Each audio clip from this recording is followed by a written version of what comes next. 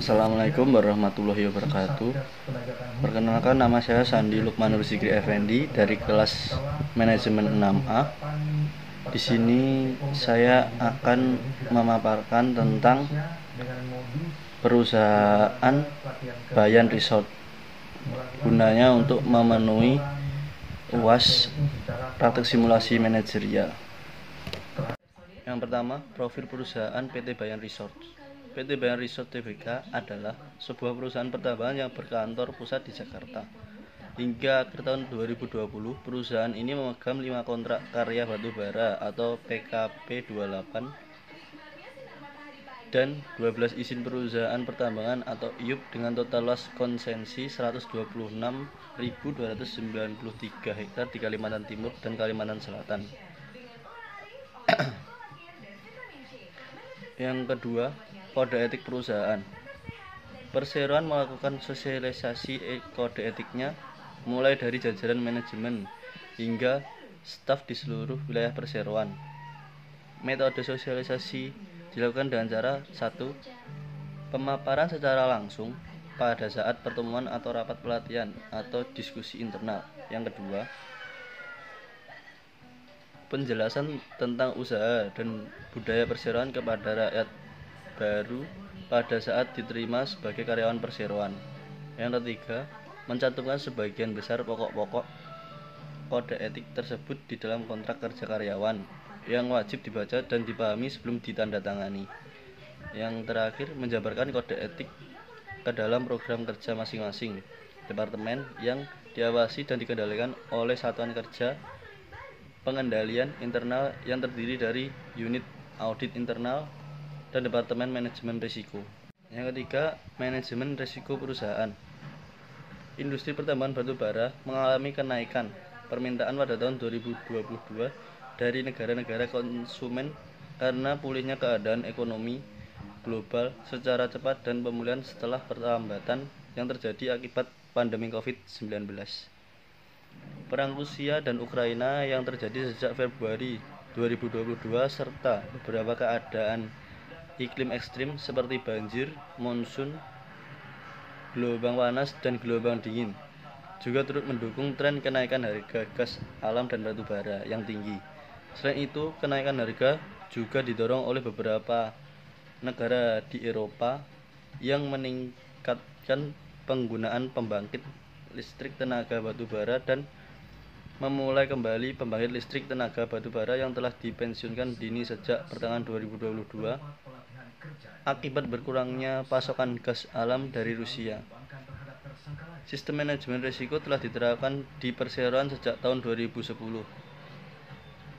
Berawal sejak dimulainya komite manajemen risiko preferensi risiko, perseroan menunjukkan respon perseroan terhadap manajemen risiko dengan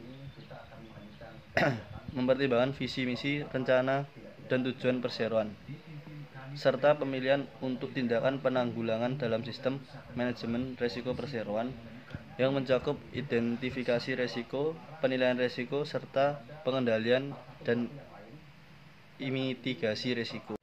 Yang keempat, manajerial perusahaan dalam strategi pemasaran produk.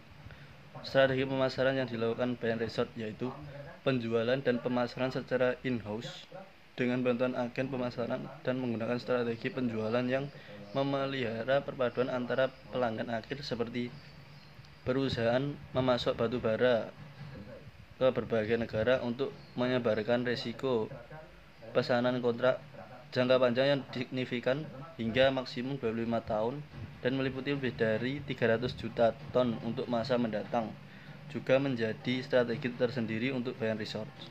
Yang terakhir, tanggung jawab sosial perusahaan terhadap lingkungan. Bayan Group memiliki komitmen yang kuat dalam mengelola dampak lingkungan pertambangan sebagai respon untuk memelihara kelestarian lingkungan hidup, serta menghadapi perubahan iklim. Pengelolaan dampak lingkungan dilaksanakan sejak tahap awal operasional sampai dengan tahap pasca tambang dengan memiliki pengelolaan dampak lingkungan baik. Bayan Group berharap dapat menyeimbangkan operasional dengan lingkungannya. Sebagai perusahaan yang bergerak dalam bidang pertambangan, keberadaan Bayan Resort memberikan dampak lingkungan hidup yang cukup signifikan di wilayah operasional.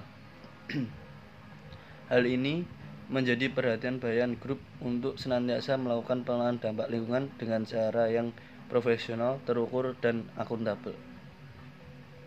Pengelolaan limbah, pencegahan dan penanganan pencemaran, hingga upaya pelestarian akademik lokal merupakan beberapa upaya Bayan Group sebagai bentuk tanggung jawab terhadap lingkungan hidup. Seluruh kewajiban serta kegiatan pengelolaan dan pemantauan lingkungan tertuang dalam dokumen AMDAL yang selanjutnya terintegrasi dengan implementasi ISO 14001/2015. Sistem manajemen lingkungan lebih lanjut, Bayan Group juga telah merancang program pemeliharaan atau pengelolaan lingkungan antara lain: 1. Pengukuran dampak negatif dari operasional terhadap lingkungan seperti tingkat pencemaran air, udara, dan kontaminasi tanah.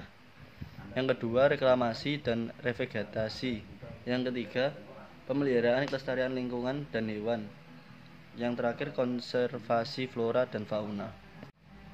Sekian presentasi dari saya, kurang lebihnya saya mohon maaf. Wassalamualaikum warahmatullahi wabarakatuh.